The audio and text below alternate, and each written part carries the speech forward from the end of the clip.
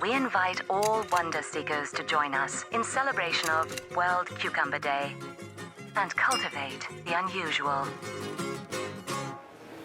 Well, Hendricks is one of 4 brands that represent about 90% of my business, and all 4 brands are growing, and Hendricks is a big part of our plans for the future. There's no doubting that the gin category has got quite crowded. Hendricks is still a leader in that crowd, and we see it as a leader, and most importantly, our retailers also see it as a leader. It is a super premium gin. It was developed to sit above what used to be the old gin category, but it's now been joined by a number of other equally expressive brands who provide us with competition, but have also lifted the category into where it is now.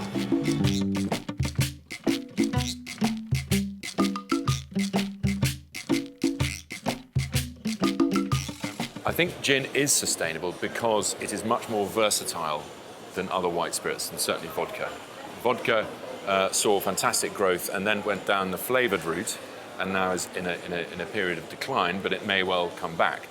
Gin, however, is more versatile because the spirit actually tastes of something. So new gins will have expressions driven by new botanicals and a new story behind them. And that's where Hendricks came from, and that's where the botanists come from, that's where the gunpowder, etc., etc. So it's because of the ability for gin to tell a story and to have flavourings that are attached to a particular place means that it will be sustainable over a period.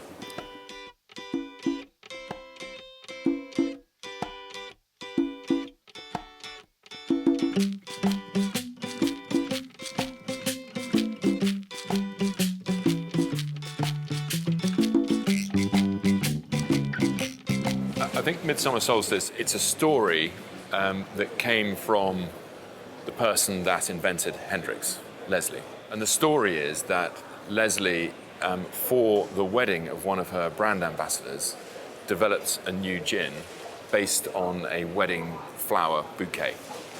And she won't tell anyone what was in the bouquet, although roses are part of it, and roses are part of the core Hendricks set of botanicals anyway.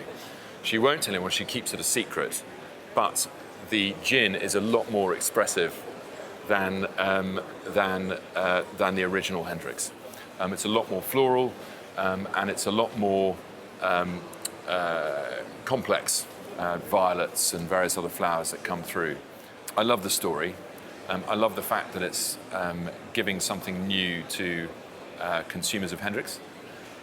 They have loved Hendricks for a long time, and it felt like the right time to introduce something different to them, but without being too different.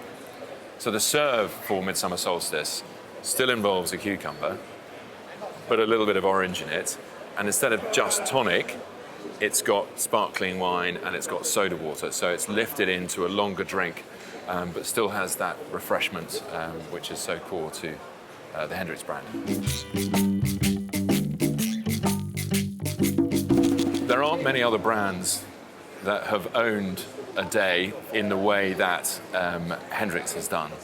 And it's part of the Hendricks brand world. It's Victoriana, it's the world of the unusual, of the peculiar, and it plays beautifully to the brand.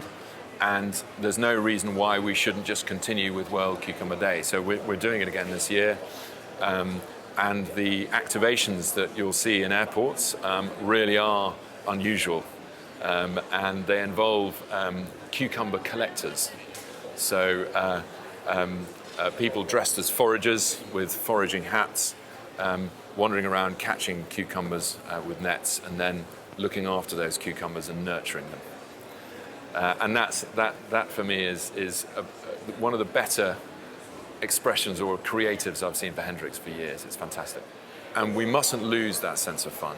Sometimes you could accuse spirits brands of losing that sense of fun, and with Hendricks you will never get that. It'll actually, if anything, accelerate its sense of fun over time. And it makes people remember the brand.